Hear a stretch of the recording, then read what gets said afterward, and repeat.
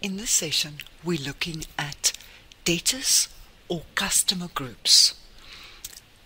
Now, I'm going to show you the setup under module parameters, but before we get there, I just would like to show you where it will be applicable and what it's used for.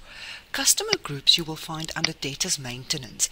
If you actually click on a specific debtor and you say edit, you will find the debtors group option here.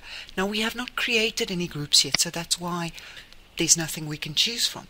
But debtors groups or customer groups you can use to group your customers or your clients together, where at a later stage you can, for reporting purposes, create a filter and then say, I would only like to see the debtors that belongs to this specific group. So what we're going to do, we're going to say utilities, setup, module parameters. We select the debtors tab, and then we click on customer groups and we click on setup.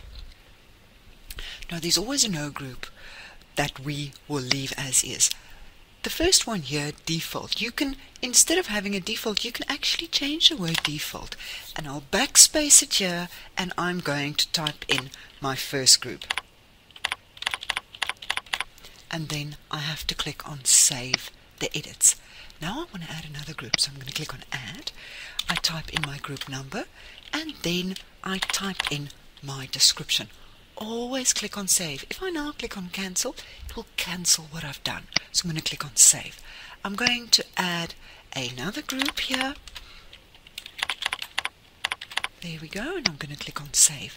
We can add, we can delete. If we have a really big list, we can also search for a specific group.